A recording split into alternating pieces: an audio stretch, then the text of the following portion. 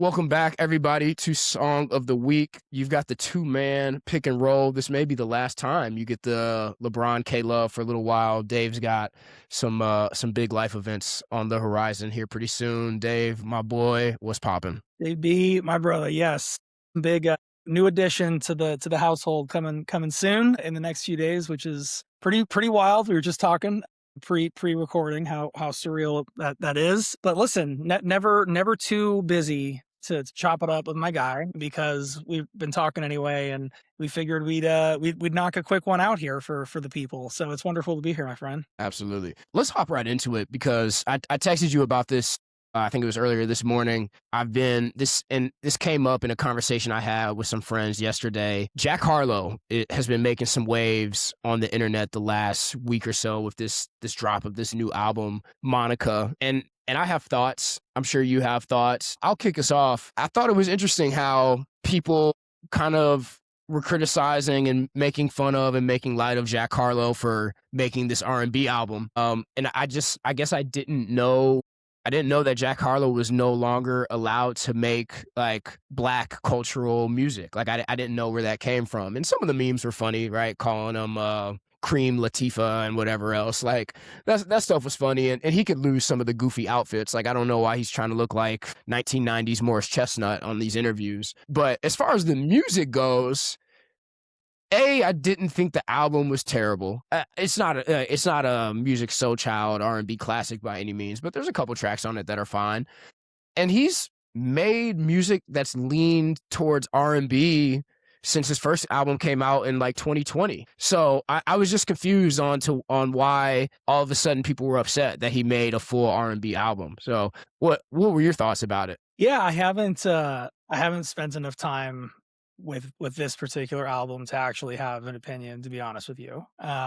Tradition, yeah, look, this is an interesting topic. It's important to talk about, I think, especially in 2026, how white artists interact with other cultures' music, and that's a important thing to figure out, or not figure out. That's not the right term. It's an important thing to talk about and be in dialogue about, because it's a thing. And my first reaction, I haven't really listened to the music that much, but I'm not a huge fan of his music, just from past stuff. It's not my cup of tea.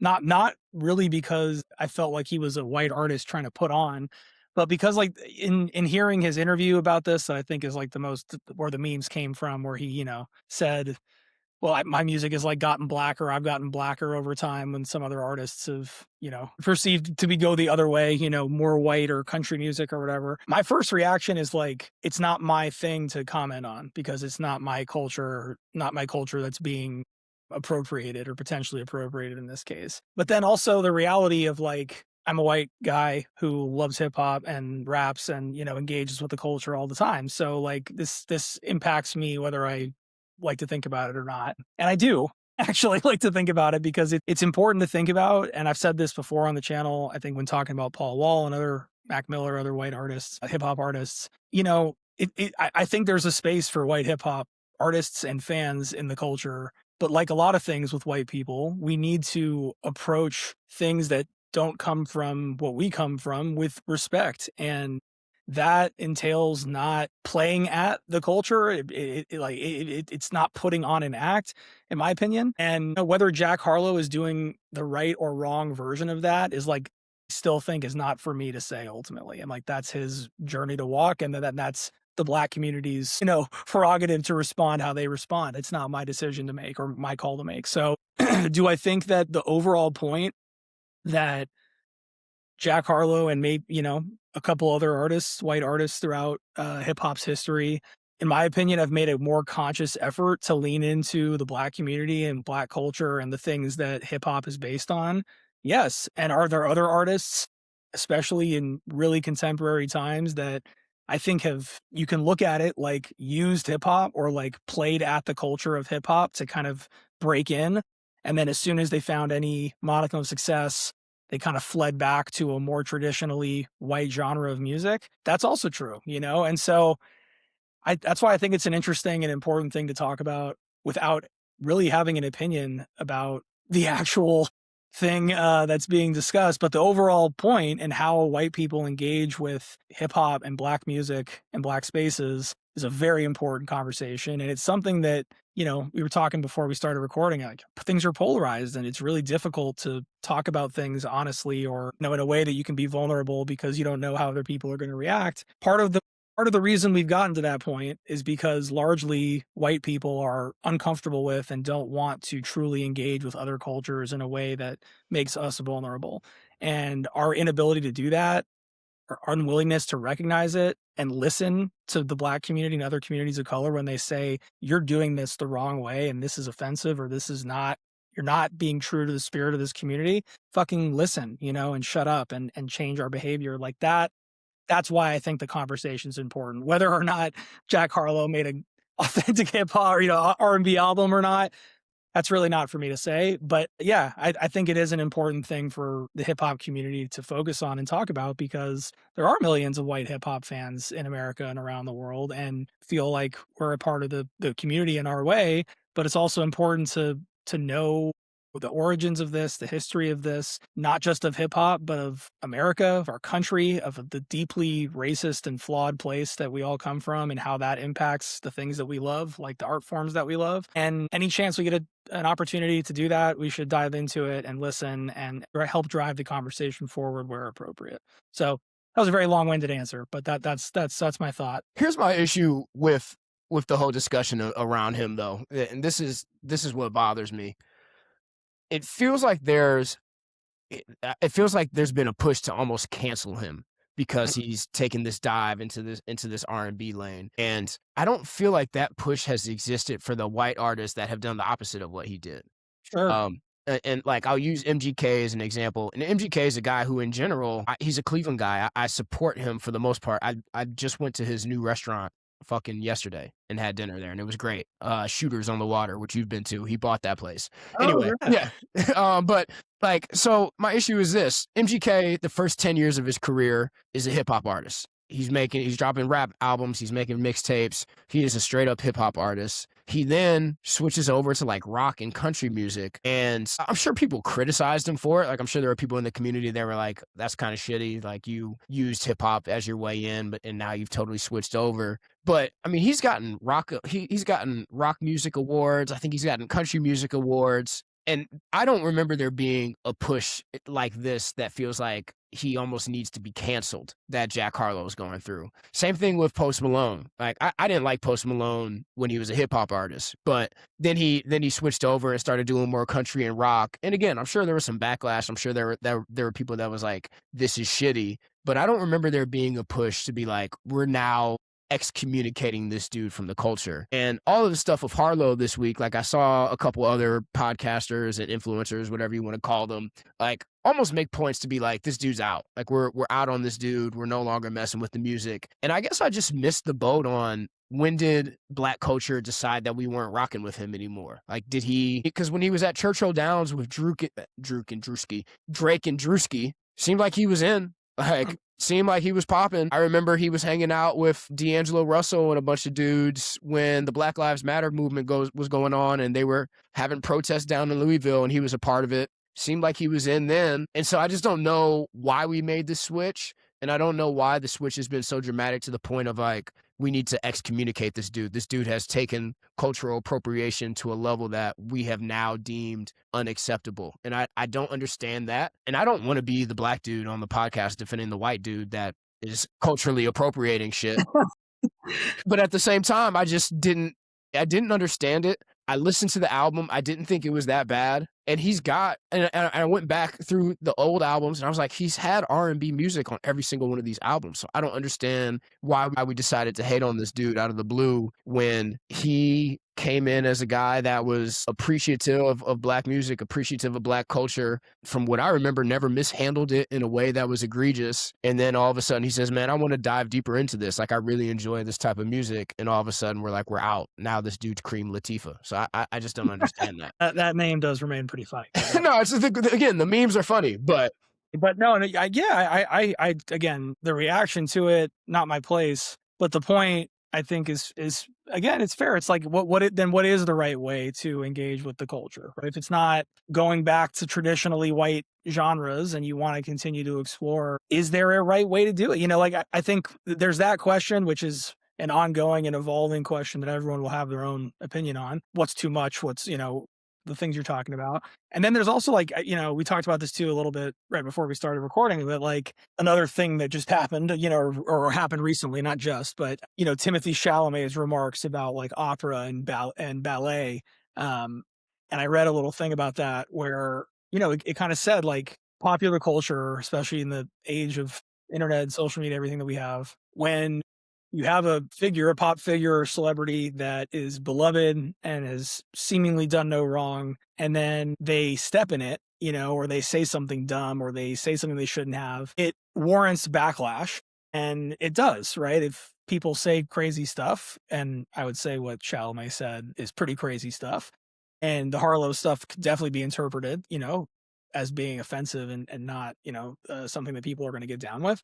That often opens the door into the criticism that that person faces not just being about that incident, because I think it both, or what this thing I read was like, it opens the door for previous criticism that might have been there but wasn't being really heard because the praise was outweighing the criticism. Now there's kind of like cultural acceptance for that to kind of like get through. And it's like you were saying, it's like maybe Jack Harlow did have R&B songs going back, but maybe people didn't like it back then also, right? And like now it's like, oh, now you all see what I've been saying, right? This dude's a fraud, this dude, or whatever the criticism is.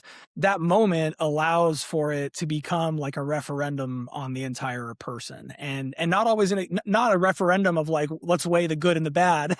This is a proof point that this person sucks and they've always sucked, and here's why we should never get down with them again, and and it's, so I think again, not defending cultural appropriation or the way that anyone's doing it or not doing it, but the overall reaction to moments that somebody kind of takes a step wrong, especially if they apologize or show contrition, or they're like, you know what, I didn't say that right. I should have said this a better way. I apologize if anyone was offended. People are human beings and should be allowed the space to make mistakes or say things the wrong way as long as they handle it appropriately, and this to me seems to fall into that category. But like that, again, I have my biases going into that as well. So it's complicated, it's a complicated thing. Like a lot of hip hop and the news, you know, whenever those things intersect, it's complex, and at least I think worthy, like I said, of focusing on talking about why people feel the way they feel about certain things. And to your point, Jordan, like if and when cultural shifts happen, why do they happen? Who's driving those things happening?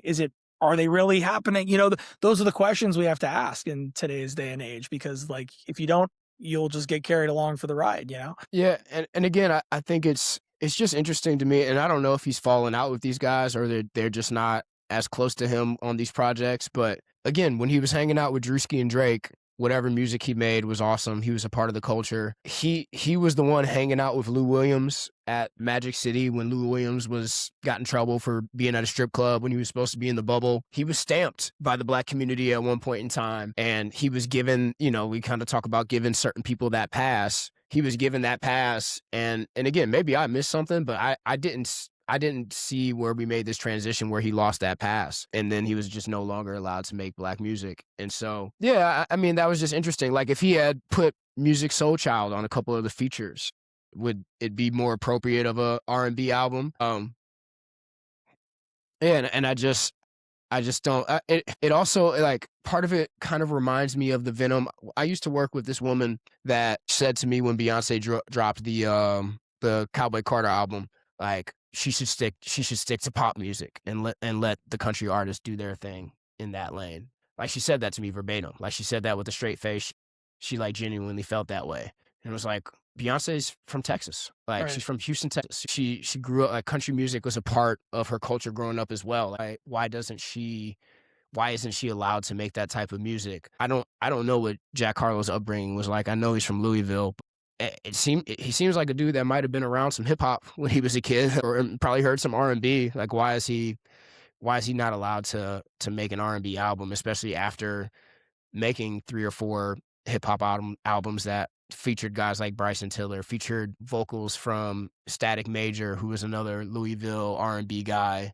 Um, I'm sure I'm missing other people, but I don't know. It was just all very confusing to me, and it just like kind of posed this question of like who gets to decide that? Like are guys like Drewski and Drake that important that if they give them the stamp, they totally change the narrative on what a guy like that is doing? Yeah, man. I mean, look, it's bringing it back. Like it's the larger conversation, larger thing of like who gets to belong to the culture, who should have access, who should get to have opinions. Like, again, I say this as a white guy with a podcast who talks about black music all the time. Like, I certainly feel like I love this community. I love the art form. I've loved it my whole life. It's something that it's been a part of my upbringing and formative in how I've become an adult. Like I said at the beginning of this, do I think that that entitles me to an opinion about everything that pertains to black culture and black media and hip hop?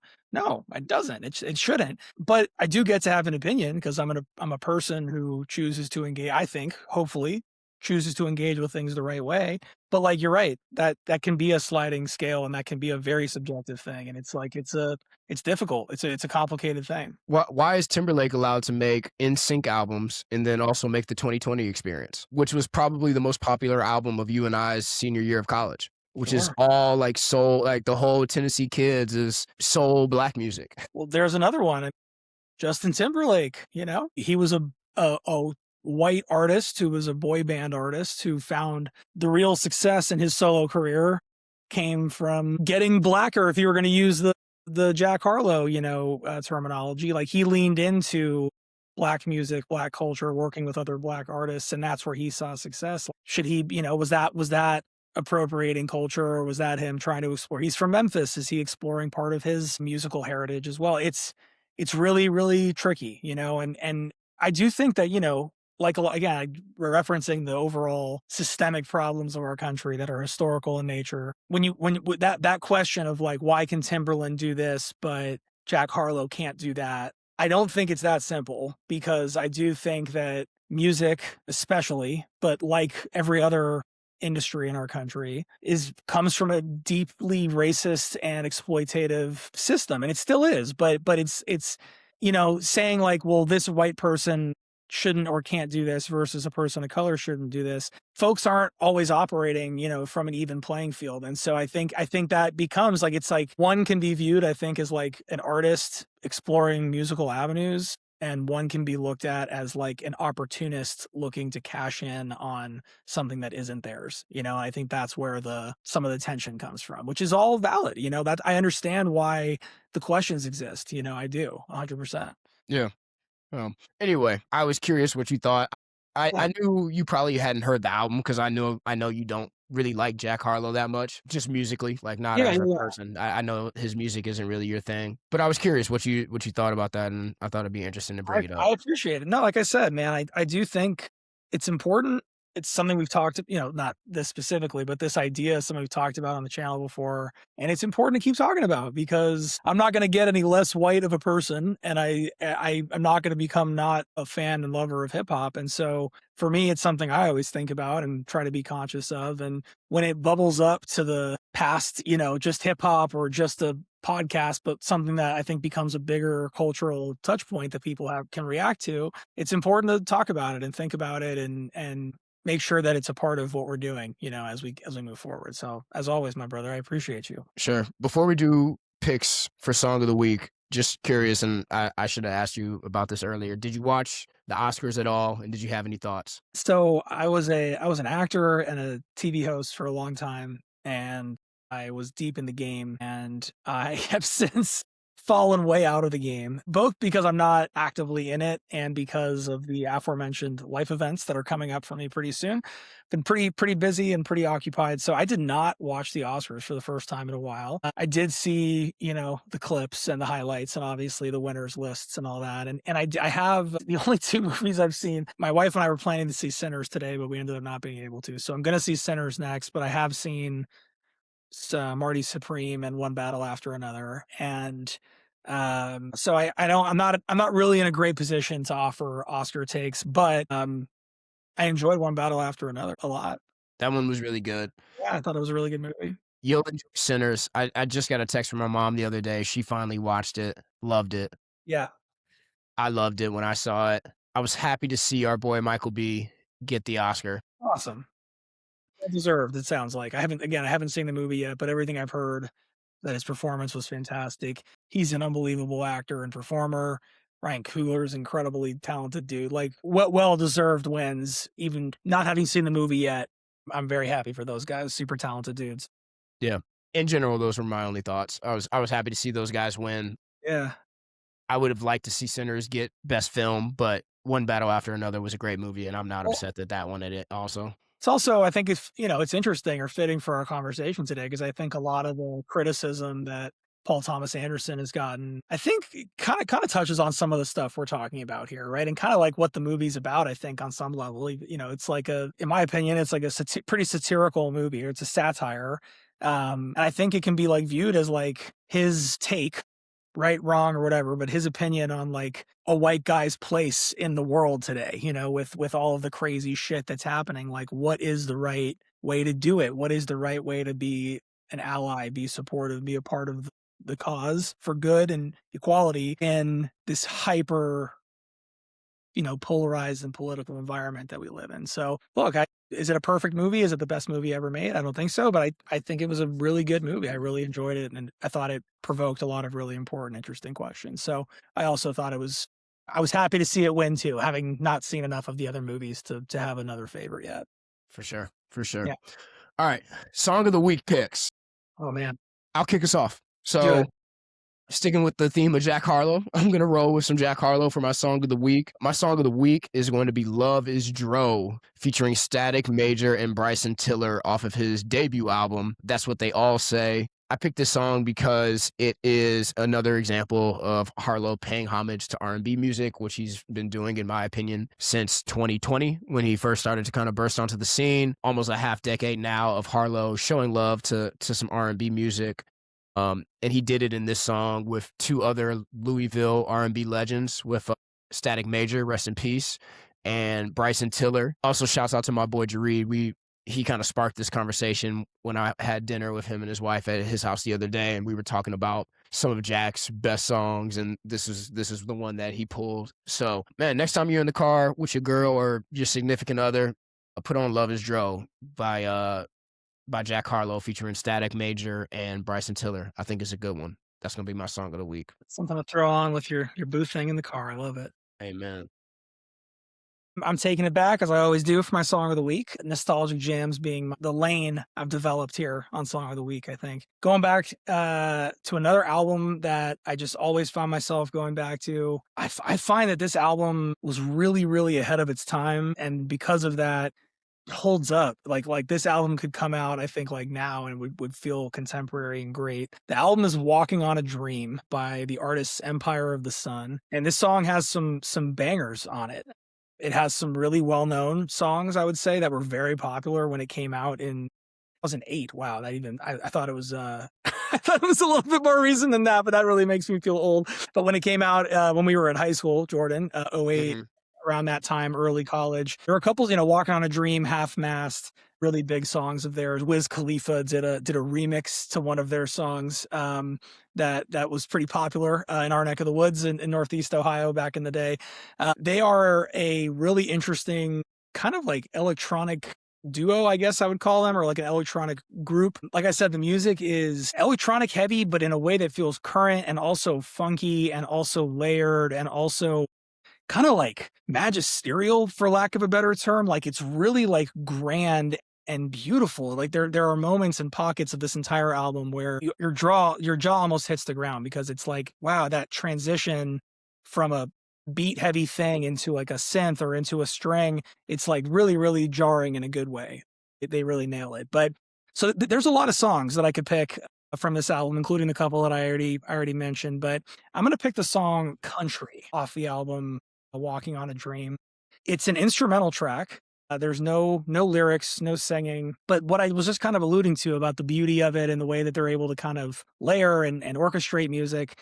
You talked about putting a song on, with someone in the car. This is a classic, like sun is going down, sunset drive. You want something where ideally maybe you're looking out over a beautiful natural view. It makes you feel almost like connected to nature. It's that kind of song where it's really grounding in a super, like, almost humbling way. Like, it's that kind of power, I think. I've had a couple of amazing experiences listening to this song. So it's a throwback, but it's also one that I feel like lives up to this day. And Empire of the Sun, I mentioned to them being ahead of their time. Like, the style of kind of dancey electronic music that left open space for things like a Wiz Khalifa remix and allowed other genres into kind of like what they were doing in 2008 was ahead of its time and part of why it holds up now. So, my song of the week is Country by Empire of the Sun off the album Walking on a Dream. Amen, brother. I love it. Another one that I need to check out. I'm not familiar with that one. Oh, you got it. The next time, JB, that you find yourself in the whip coming home from work or whatever it may be, that sun's just starting to go down. We're about to hit summer, having some longer days. Throw on Walking on a Dream, start it from the beginning, and just let it rip through.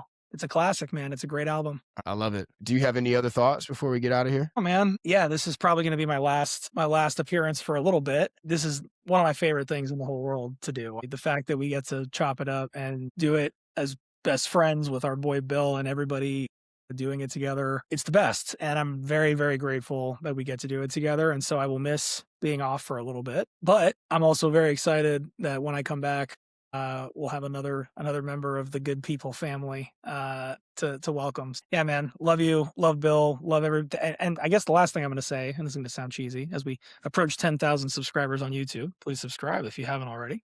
We talk about how grateful we are a fair amount on this channel.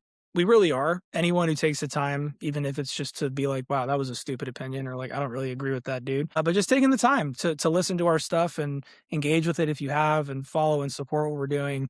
It means the world to us, and it allows us to keep doing it because we all have lives that we're living. And yeah, we just deeply appreciate it from the bottom of our hearts. So please continue to support us. Thank you for everything you've done up to this point. And I will see everyone on the other side when a father, which is pretty crazy. So thank you. Really, really appreciate you. Hell yeah.